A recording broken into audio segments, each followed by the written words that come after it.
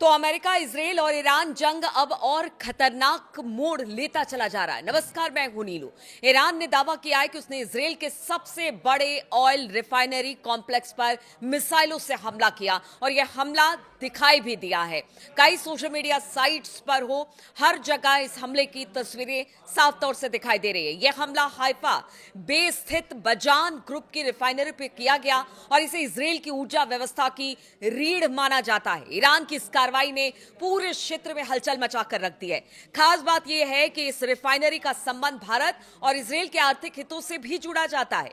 ऐसे में इस हमले के बाद सवाल उठने लगे हैं कि क्या हाइफा अब युद्ध का सबसे बड़ा निशाना बनने जा रहा है, क्योंकि बीते कुछ दिनों में हमने देखा है, चाहे वो तेल हो या फिर गैस हो, हर डिपो पर, हर रिफाइनरी पर, हर बेस पर इसी तरह से हमला किया जा रहा है, जो कि अच्छे संकेत नहीं माने जा रहे हैं। ईरान के इस्लामिक रिवोल्यूशनरी गार्ड कॉर्प्स यानी आईआरजीसी ने कहा कि यह हमला खैबर शिकन सॉलिड फ्यूल बैलिस्टिक मिसाइलों से किया गया।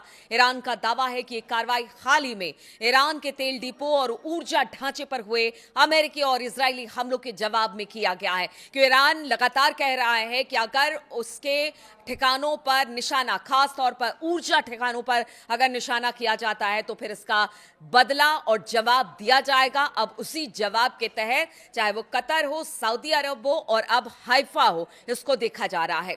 सोशल मीडिया पर कई वीडियोस भी सामने आए हैं। हमें रिफाइनरी के आसपास के धमाकों और आग के दृश्य इस सोशल मीडिया पर जो फुटेज आए हैं उसमें दिखाया जा रहा है। हालांकि इसराइल की तरफ से अभी इसको लेकर बहुत ज्यादा जानकारी नहीं मिल रही है, लेकिन हाँ, ये कहा गया है कि हाइफा पर हमला ईरान ने किया है। हालांकि इन वीडियो की स्वतंत्र पुष्टि अभी तक नहीं हो सकी है। बैलिस्टिक मिसाइलों से हमला हुआ है, क्योंकि हाइफा बे में स्थित बाजान ग्रुप की रिफाइनरी इजराइल की सबसे बड़ी तेल प्रसंस्करण सुविधा मानी जाती है।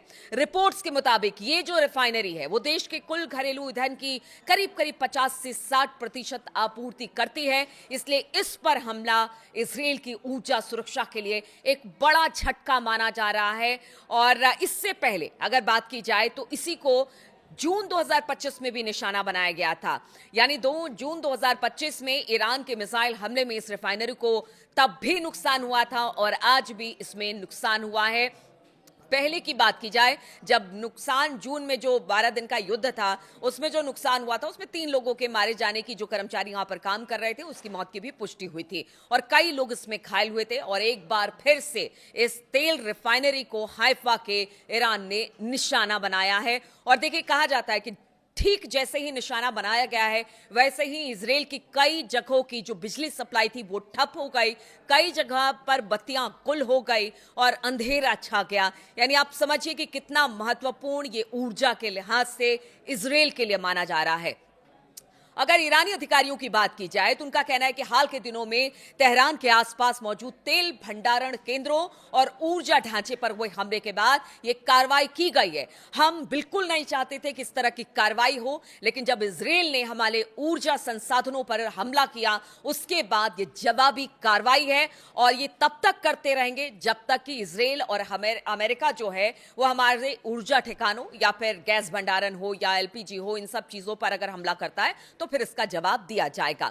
और ईरान ने साफ संकेत दे दिया है कि अगर उनके ऊर्जा संसाधनों को निशाना बनाया गया तो फिर वो इजराइल के महत्वपूर्ण औद्योगिक और आर्थिक केंद्रों पर जवाबी हमला करेंगे। और ये जवाबी हमला कल हमने देखा हाइफा में जो तेल रिफाइनरी है उस पर किया गया। हाइफा के बाजान रिफाइनरी इजराइल की सबसे बड़ी तेल रिफाइनरी है और देश की कुल ईंधन जरूरत का लगभग आधा से ज्यादा हिस्सा यहीं से वो अपनी आपूर्ति करता है, यानी पूरा करता है। यदि इस तरह की रणनीतिक जगह पर हमला होता है तो सीधा सीधा इसका असर देश की ऊर्जा आपूर्ति उद्योग, सैन्य लॉजिस्टिक्स पर भी पड़ सकता है। इसलिए इस हमले को सिर्फ सैन्य कार्रवाई नहीं बल्कि आर्थिक और रणनीतिक झटका भी माना जा रहा है।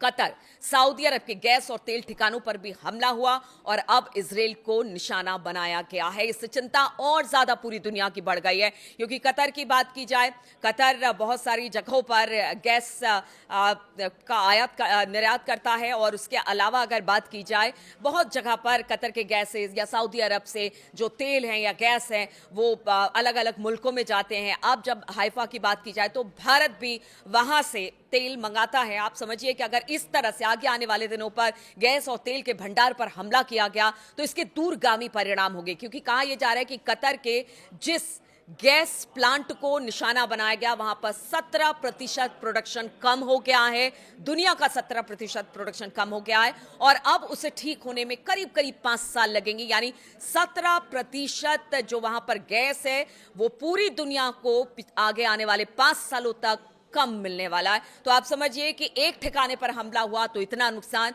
अगर इसी तरह से टारगेट किया गया अरब देशों में जो भी तेल और गैस के ठिकाने, तो आप समझिए पूरी दुनिया में किस तरह से हाहाकार आगे आने वाले दिनों में भी मचेगा। अब दूसरी बड़ी खबर आपको बताती है, ईरान ने पहली बार अमेरिका के सबसे महंगे F-35 स्टिल्थ फाइटर पर हमला किया है। सीएनएन ने बताया कि यूएस F-35 लड़ाकू विमान ने मध्य पूर्व में एक यूएस एयरबेस पर आपातकालीन लैंडिंग की है, ऐसा तो कहना सीएनएन का है, लेकिन ईरान का कहना है कि उन्होंने मार गिराया है। पायलट जख्मी हुआ है, बुरी तरह से डैमेज F-35 को हुआ है।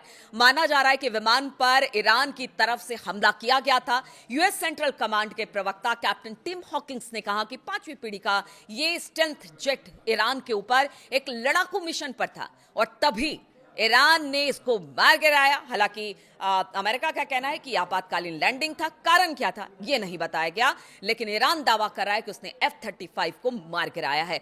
हॉकिंस ने कहा कि विमान सुरक्षित है और इस घटना की जांच की जा रही है। यानी बहुत स्पष्ट तौर से अमेरिका ने इस पर कुछ भी नहीं कहा है, लेकिन रक्षा सचिव पीट हेग्सेथ ने गुरुवार सुबह कहा था कि अमेरिका निर्णायक रूप से जीत रहा है और ईरान की हवाई सुरक्षा पूरी तरह से ध्वस्त हो चुकी है। तो फिर सवाल ये उठता है कि अगर ईरान के एयर डिफेंस पूरी तरह से ध्वस्त हो गए तो फिर उसने F-35 पर कैसे हमला किया? ऐसा पहली बार है जब ईरान ने किसी अमेरिकी F-35 स्टिल्थ फाइटर जेट पर कामयाबी से हमला किया और उसे मार गिराया है। अब देखिए ये जंग बहुत तेजी से आगे बढ़ रही है। अब ये ऊर्जा तकनीक पूरे अरब मुल्क, चाहे वो ईरान हो, इजराइल हो या बाकी गल्फ के अलग अलग कंट्रीज हो, कतर हो, ओमान हो, बहरीन हो, यूएई हो, हर जगह पर अब हमले हो रहे हैं। ऐसे में कहा यह जा रहा है कि ऊर्जा पर, अगर ऊर्जा संसाधनों पर हमला होता है तो फिर इसके दूरगामी परिणाम होंगे। हालांकि ईरान ने साफ कर दिया है कि अगर उनके ऊर्जा ठिकानों पर हमला होगा आगे भी तो वो हमला करेंगे। इधर ट्रंप का भी बयान आ गया, उन्होंने कहा कि इजराइल ने हमला किया था ऊर्जा ठिकाने पर ईरान के, मुझे पता नहीं था, लेकिन अब आगे से इजराइल ऐसा नहीं करेगा। तो यहां पर भी कॉन्ट्राडिक्ट दोनों के बीच में दिख रहा है, यानी नेतन्याहू और ट्रंप का कोऑर्डिनेशन सही नहीं है, इस पर सवाल उठ रहे हैं, लेकिन लोग कह रहे हैं ये सिर्फ दिखाने के लिए है। इधर ईरान कह रहा है कि ठीक है हम हमला नहीं करेंगे, हमने पहले भी कहा था, आगे भी हम हमला नहीं करेंगे जब तक कि हमारे ऊर्जा ठिकानों पर हमला नहीं किया जाएगा। तो अब देखना होगा कि क्या सभी जो खासतौर पर 3 मुल्क जो इस युद्ध में सीधे सीधे इन्वॉल्व है, अमेरिका, ईरान, इजराइल, क्या वो संयम बरतते हैं? कम से कम ऊर्जा ठिकानों पर तो हमला नहीं करना चाहिए इन्हें, ये पूरी दुनिया भी कह रही है, ट्रंप भी कह रहे हैं, लेकिन आखिर नेतन्याहू को समझाए कौन? और ईरान का कहना है कि हमले की कार्रवाई हमला है, बदले का बदला लिया जाएगा। तो इस तरह की कार्रवाई के साथ अब ये जंग धीरे धीरे आगे बढ़ती चली जा रही है। आगे और किस तरह की खबरें सामने आती है ये लगातार हम आपको अपडेट करते रहेंगे। फिलहाल बहुत बहुत शुक्रिया मेरे साथ जुड़ने के लिए।